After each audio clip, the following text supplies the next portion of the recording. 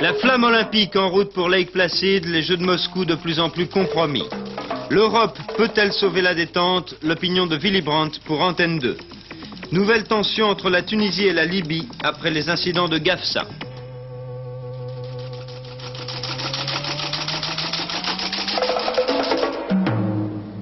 Mesdames, Messieurs, bonsoir. Faut-il jouer quand les autres font la guerre? L'interrogation n'est pas prête de quitter la une de nos journaux jusqu'au mois de juillet.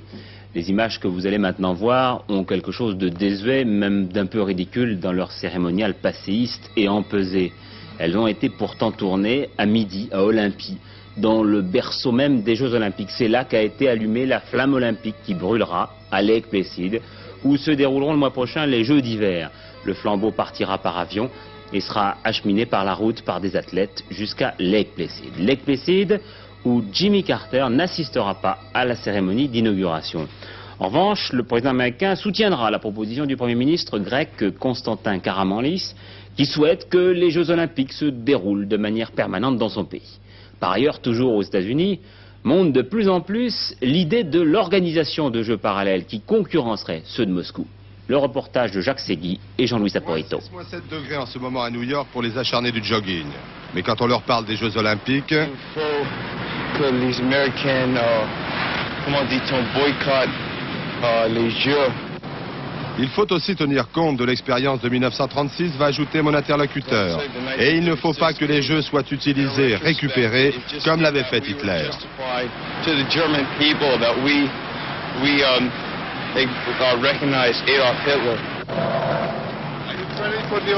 Vous vous entraînez pour les Jeux Olympiques? Non, non, c'est pour garder ma ligne. Mais pour ce qui est des Jeux, ma réponse est non. Non, non, il ne faut pas y aller. Ainsi, les Américains les plus concernés par l'idée du sport sont aujourd'hui convaincus qu'il faut boycotter Moscou. 80% d'entre eux affirment que c'est la seule manière de réagir efficacement à l'action soviétique. Ces jeunes New-Yorkais de Harlem, par exemple, qui s'essaient à marcher sur la glace sans la briser. Pour eux, ce que Carter a décidé est juste, et après tout, tant pis pour les Jeux. Avec ces propos agressifs et définitifs comme ceux-là, on comprendra combien la détente est frileuse en ce moment en Amérique. Et pour tout dire, ces propos rappellent ceux de 1952, ceux de la guerre froide. Premier signe de cette tension, les vitres de l'Aéroflot, la compagnie aérienne soviétique, ont été brisées. Alors que devant les portes de l'université de Columbia, ce jeune étudiant vante une revue qui, selon lui, fait mieux comprendre l'affaire d'Afghanistan et la menace soviétique.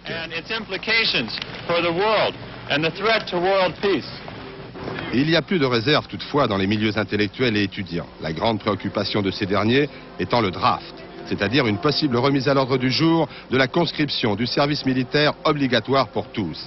Le boycottage des Jeux, en revanche, ne leur semble pas être une démarche très raisonnable. Avec le gouvernement américain, qui pense qu'ils sont séparés, le sport avec la politique.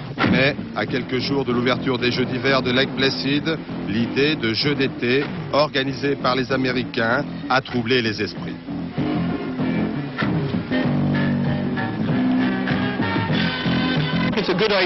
Oui, je suis favorable à ces Jeux séparés pour les Américains et pour les athlètes qui se sont entraînés sérieusement. Et ils seront récompensés. Et puis les Soviétiques comprendront notre résolution. Mais son voisin va ajouter, ces Jeux parallèles auront un effet si les nations alliées se joignent à nous.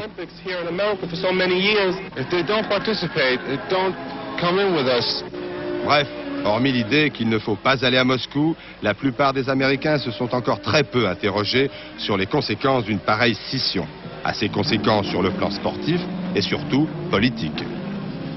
Au-delà de l'Amérique, l'affaire continue toujours à diviser le monde entier. Et avant de passer en revue les positions des uns et des autres, il importe, Jean-Marc, de répondre à ces deux questions de base. D'abord, à votre avis, vont-ils avoir lieu ces Jeux Olympiques ? Mais jusqu'à présent, j'étais très optimiste parce qu'en fait, en regardant un peu dans le passé, il n'y a que les deux guerres mondiales, les deux grandes guerres mondiales qui avaient interrompu ces Jeux Olympiques. Mais maintenant, la situation est un peu différente. Les Jeux avaient traversé de nombreux orages, mais là maintenant, l'orage est plus que sérieux. Mais il faut bien dire quand même, on a entendu beaucoup de prises de position de nombreux pays, mais très sérieusement, très honnêtement, il n'est pas possible de faire un bilan, d'établir un tableau en disant ceux-là iront, ceux-ci n'iront pas. Je pense que c'est tout à fait impossible, car d'une part, Jimmy Carter a encore un mois pour prendre sa décision, puisque je crois que c'est aux alentours de la Saint-Valentin, et d'autre part, les pays, toutes les nations invitées par l'URSS ont jusqu'au 19 mai pour envoyer par écrit leur acceptation. Et c'est ça le plus important.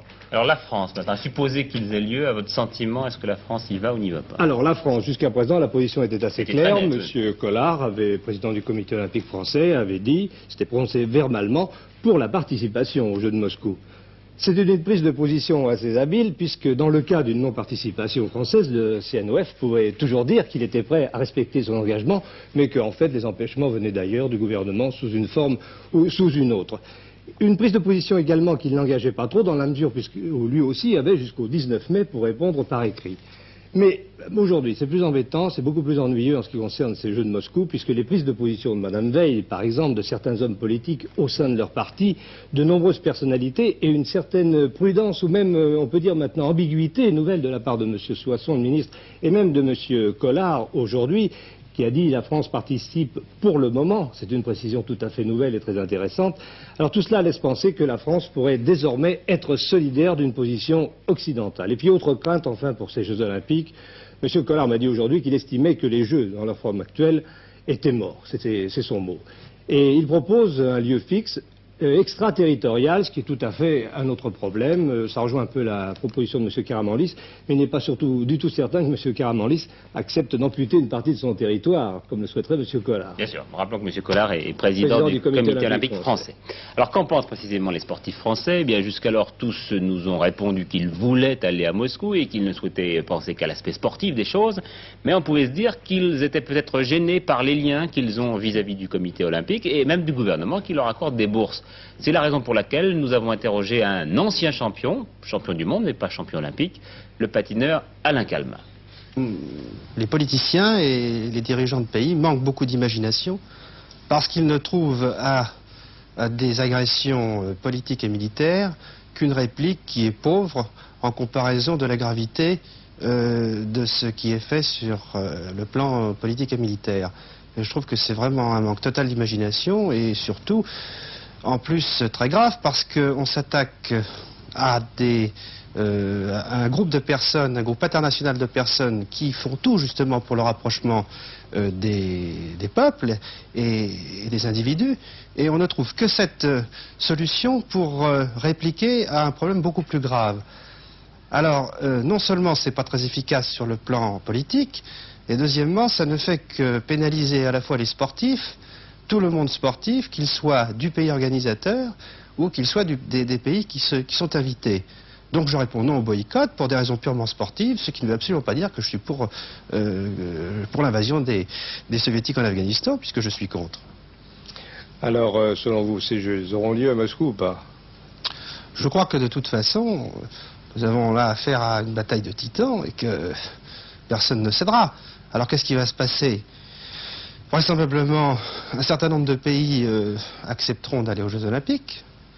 Le CIO ne se dédiera pas. Donc, à mon avis, ils auront lieu. Ils ne seront plus les Jeux Olympiques aussi universels qu'on aurait pu l'espérer, mais ça s'appellera les Jeux Olympiques. Par contre, ils perdront absolument toute signification quant à la grande rencontre internationale que l'on connaît, que tout le monde apprécie. Alain Calmat qui est aujourd'hui chirurgien. Voilà pour les sportifs. Alors du côté des politiques, l'Assemblée du Conseil de l'Europe ne recommande pas explicitement le boycottage. Le Chili, lui, refuse de se rendre à Moscou. Il faut dire que les Soviétiques avaient fait la même chose vis-à-vis du Chili en matière de tennis. Le gouvernement japonais semble, lui, aussi favorable au boycottage. Et pour ce qui est de la communauté européenne, tout le problème est de savoir si l'Europe doit avoir dans cette crise une position différente de celle des États-Unis. En exclusivité pour Michel Meyer et pour Antenne 2, la réponse de l'un des pères de la détente, le président du Parti social-démocrate au pouvoir en Allemagne, Willy Brandt. La situation actuelle est certainement la plus dangereuse que je connaisse depuis la dernière guerre, à l'exception, bien entendu, de la crise de Cuba. Dangereuse en raison de sa dimension émotionnelle, des émotions qui jouent un peu partout un rôle beaucoup trop important. Personne ne peut donc plus écarter l'éventualité d'un accident. Les chances de l'éviter sont encore bonnes et je pense qu'il serait alors payant que les Européens agissent de manière à éviter la grosse catastrophe. Und halte es für lohnend, dass die Europäer daran mitwirken, das große Unglück nicht eintreten zu lassen. Précisément, quel peut être le rôle des Européens dans ce contexte bien précis? Quel rôle doit avoir l'Europe? Est-ce qu'il y a couverture à 100% des intérêts américains et des intérêts européens? Si je me mettais à la place des Américains, je me souhaiterais des partenaires européens indépendants. En d'autres mots, je crois que les gouvernements européens, surtout ceux de la France et de l'Allemagne, en accord avec d'autres, doivent rester en contact étroit, comme c'est d'ailleurs le cas actuellement en coulisses. Wie sie es sicher hinter den Kulissen schon tun, in sehr engem Kontakt bleiben. Die Olympischen Spiele, so wie sie mal geplant waren, les Jeux olympiques n'auront pas lieu tels qu'ils ont été prévus, c'est sûr.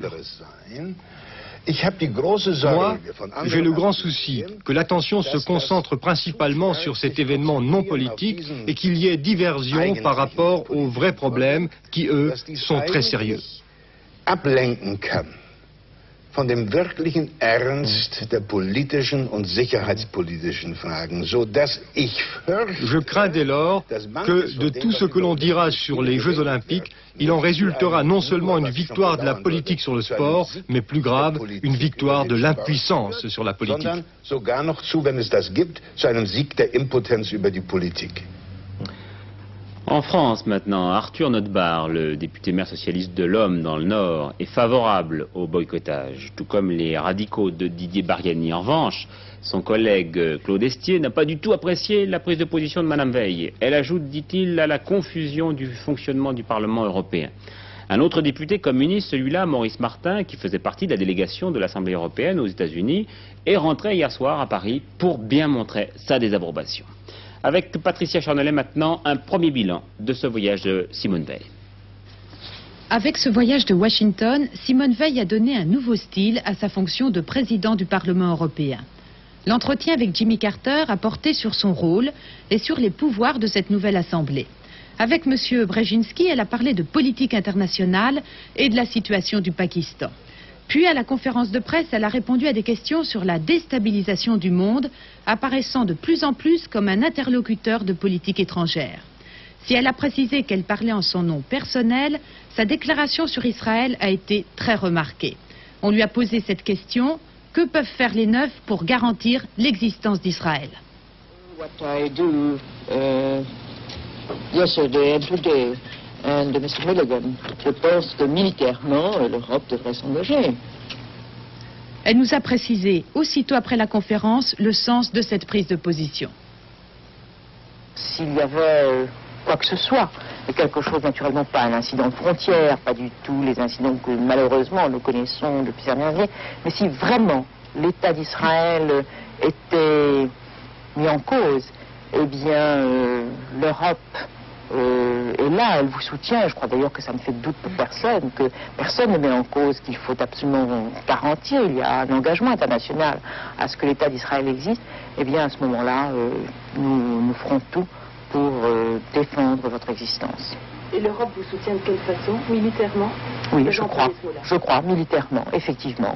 Je crois qu'il n'y a pas de doute à avoir que compte tenu des engagements internationaux qui ont été pris vis-à-vis d'Israël, vis-à-vis de ce que ça représente, eh bien effectivement, l'Europe est engagée à militairement soutenir l'existence d'Israël. Cette déclaration, ajoutée à celle sur les Jeux Olympiques, montre bien que Simone Veil veut faire entendre sa voix. La presse américaine ce matin la compare à Margaret Thatcher. Simone Veil ne partage pas ses idées, elle me l'a dit, mais comme elle n'hésite pas à parler clairement. Elle apparaît par exemple très décidée à faire du Parlement européen le porte-parole de la défense des droits de l'homme. Sa position sur les Jeux Olympiques en est un signe. Elle donne ainsi forcément à son rôle de président un aspect politique et elle ne se préoccupe pas sérieusement des critiques que peuvent formuler actuellement les hommes politiques français. À ce sujet, je viens d'interroger Maurice Faure, qui est parlementaire socialiste européen et qui, à ce titre, est à Washington avec Madame Veil. Il ne m'a pas semblé très contrarié, d'ailleurs, des positions prises par sa présidente. Madame Veil, m'a-t-il dit, est un personnage politique.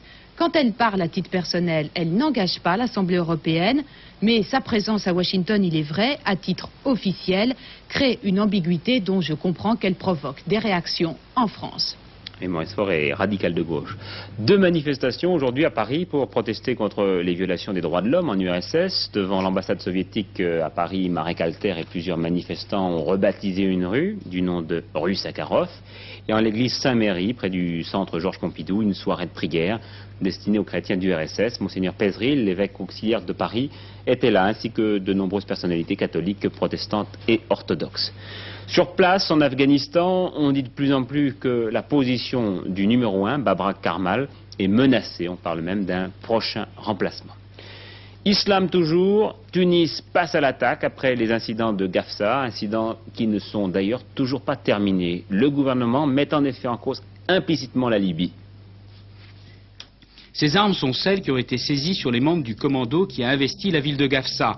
Armement important d'origine soviétique qui montre et la détermination et l'entraînement des assaillants. L'ensemble du commando venu de l'extérieur et fait prisonnier après de violents combats était constitué d'une trentaine de personnes, mais des complices, une vingtaine, les attendaient déjà à Gafsa et c'est ensemble qu'ils ont attaqué leurs objectifs. Le bilan est d'une quarantaine de morts, civils et militaires tunisiens.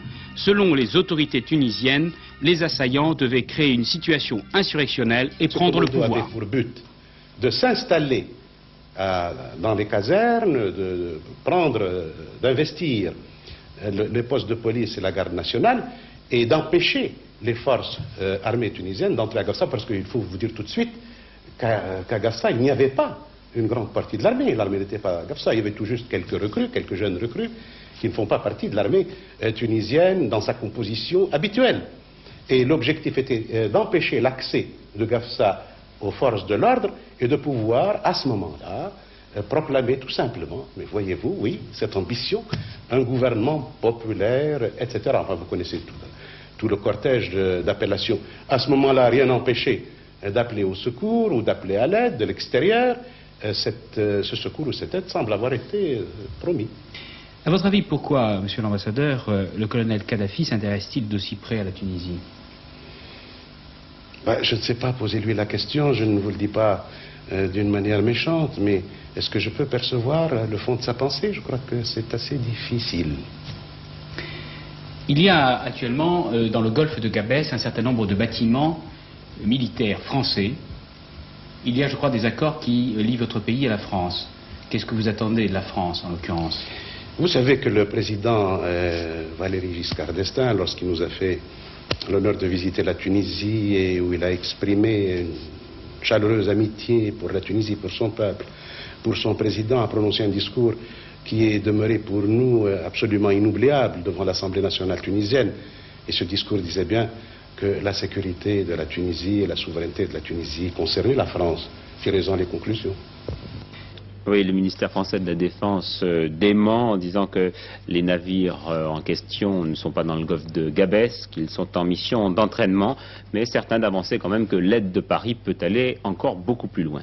Pour l'instant, les relations entre Tunis et Tripoli ne sont pas rompues, mais les ambassadeurs sont rappelés de part et d'autre. Encore l'islam avec de violents affrontements au Kurdistan, en Iran, 17 morts entre rebelles kurdes et gardiens de la révolution. L'Iran qui est furieux de l'évasion de 6 Américains qui appartenaient à l'ambassade de Téhéran mais qui n'ont jamais été pris en otage par les étudiants. Ils avaient en effet pu se réfugier à l'ambassade du Canada et au bout de 2 mois de cache en cache, ils ont quitté le territoire iranien. Voilà pourquoi il y avait une certaine confusion sur le nombre des otages.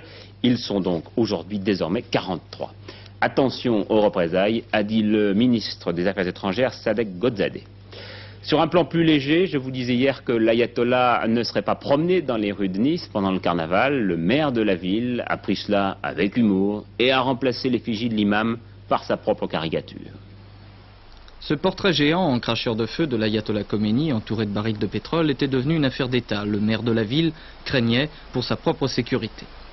On voyait déjà là un objet de conflit, une ingérence carnavalesque intolérable dans l'histoire islamique. La liberté de la création est totale. Je ne suis pas quelqu'un qui pèse sur mes artistes, ils ont le droit de faire ce qu'ils veulent, à la condition d'observer une règle très simple: toute décoration ne doit être ni obscène, ni illégale, ni injurieuse. Et celle-là n'est ni obscène, ni illégale, ni injurieuse. En dehors de cela, la créativité artistique est autorisée en France. Il faudrait interdire aux chansonniers de chansonner, aux dessinateurs de bande dessinée de dessiner, on n'en finirait plus. Ce portrait de M. Khomeini, c'est une insulte à l'islam, et aux révolutions iraniennes et au peuple iranien. Et le seul ambassade que le peuple n'a pas attaqué, c'est l'ambassade de France en Iran. Et vous devez savoir que la révolution iranienne s'est commencée d'une insulte à l'ayatollah Khomeini. Nous étions allés à la comité des fêtes 4 fois et nous avons averti que si vous ne retirez pas cette portrait en bas, nous rentrerons d'une façon diplomatique et politique. Clin d'œil, Jacques Médecin, sachant que l'on ne saurait être mieux servi que par soi-même, a pris la place de l'imam Khomeini. En compagnie de son épouse américaine, il fait de l'équilibre sur une main, et cela au nom de la constante courtoisie de la diplomatie française. Aux dernières nouvelles, ce sont les policiers qui maintenant exigent le retrait de ces illuminations des caricatures de la maréchaussée. Au train où vont les choses, les animaux à poil ou à plumes seront peut-être samedi prochain les seuls au défilé. Alors, puisque nous parlons gadget, regardez bien cette montre que nous a rapportée d'Iran Bernard Benyamin. C'est une montre où la trotteuse des secondes est remplacée par une goutte de sang. Et dès qu'arrive l'heure, ou bien 30 secondes, vous allez voir apparaître l'ayatollah Khomeini. Voilà, c'est un petit gadget qui nous a donc été rapporté par Bernard Benyamin, et vous allez voir que l'ayatollah va redisparaître au fur et à mesure que la goutte de sang continue son petit tour. Et puis toujours dans ce domaine de la dérision, j'apprends à l'instant qu'une quinzaine de militants d'extrême droite ont jeté la fameuse effigie en cire de Georges Marchais qui avait été volée, je pense que vous vous en souvenez, au musée Grévin. Ils l'ont jetée dans la fosse aux ours du Jardin des Plantes. Alors il paraît que les ours sont un petit peu tâtés, et puis au bout d'un certain temps on finit par détruire complètement l'effigie de Georges Marchais. Nouvelle hausse aujourd'hui de l'or à Paris. Le lingot cote désormais 89 000 francs. Une hausse due en partie à la récente augmentation du prix du pétrole saoudien. Il faut tout de même savoir que l'or ne se vend pas seulement en lingots, mais en pièces et en pièces. De l'aérospatiale à la bijouterie, il est avec d'autres métaux précieux comme l'argent, une matière première très demandée. Quand la hausse des cours passe par des augmentations de 300 ou même de 700%, l'instabilité des marchés n'épargne pas les consommateurs, qu'il s'agisse des prothèses dentaires, de pellicules photographiques ou d'une simple bague. Enquête de Jean-Marc Ilous. Bien malin qui dira la valeur de ce lingot demain. L'écart entre son cours le plus bas et son cours le plus haut a été de 60% en janvier. Un mois fou pour l'argent aussi. Ses prix auront varié de 70%. Question: faudra-t-il désormais avoir l'œil rivé sur les cours de la bourse avant de se faire poser une dent en or ou d'acheter des cuillères en argent? Si certains experts attendent une relative stabilisation à la baisse des cours de l'or, en revanche, les hausses risquent d'être plus durables pour l'argent métal dont la production est traditionnellement déficitaire. Mais déjà, il est difficile d'échapper à l'addition. Est-ce que je fais mal ici? Non, pas du tout. Et si une convention interdit aux dentistes de répercuter librement les hausses de l'argent utile au plombage, il n'en est pas de même pour l'or. La pose d'une couronne en or coûtait au moins 950 francs au début 79, elle dépasse souvent 1200 francs ce mois-ci. Dans les couronnes en or, par exemple, il faut considérer l'acte médical, le prix du laboratoire et le prix de l'or. Il est certain que nous pouvons remplacer l'or par des métaux non précieux et assurer ainsi la conservation des organes dentaires.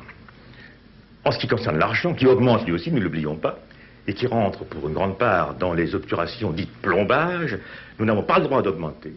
Et j'espère qu'un jour nous ne serons pas obligés d'utiliser des matériaux de moins bonne qualité pour soigner nos patients. Mais pour l'or, personne ne sait où iront les prix. Nous ne pouvons pas prévoir actuellement, nous faisons des devis au jour le jour.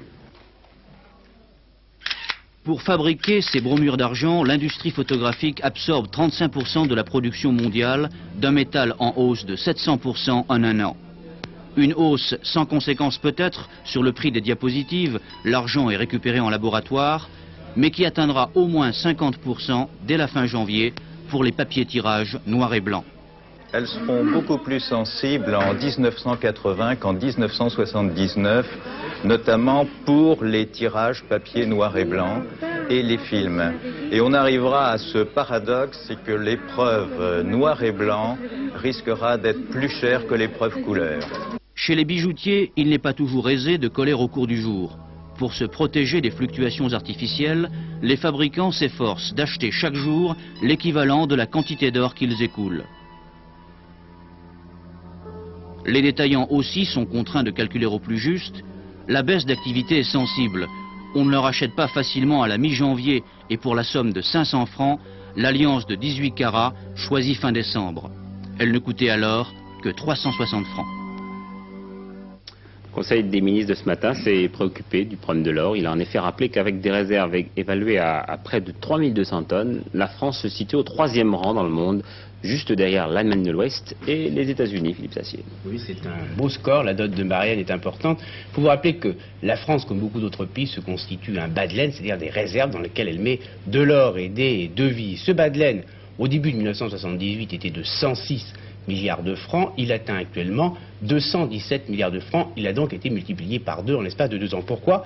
Bien parce que la France vient de réévaluer, pour tenir compte de la hausse de l'or, vient de réévaluer son stock d'or. Regardez sur ce dessin, voilà le bas de laine de la France, le bas de laine de l'État. Il contient 3200 tonnes d'or, c'est à peu près 3 fois la production annuelle de l'or du monde occidental.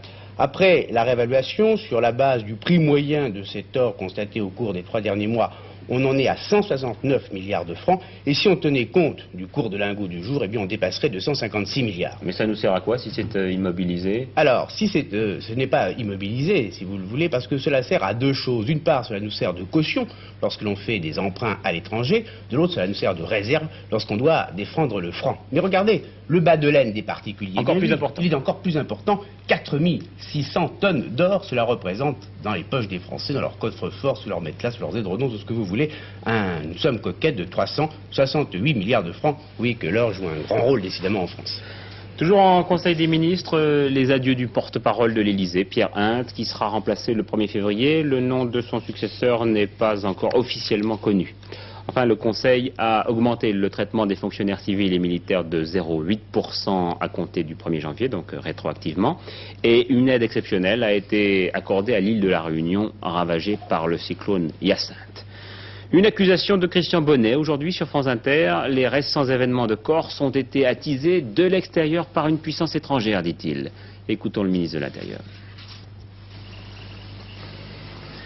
Une petite minorité qui n'a jamais réussi qu'à avoir des suffrages dérisoires lors des consultations électorales. Et la loi de la démocratie, c'est la loi du suffrage, a entrepris depuis quelques années de se manifester bruyamment.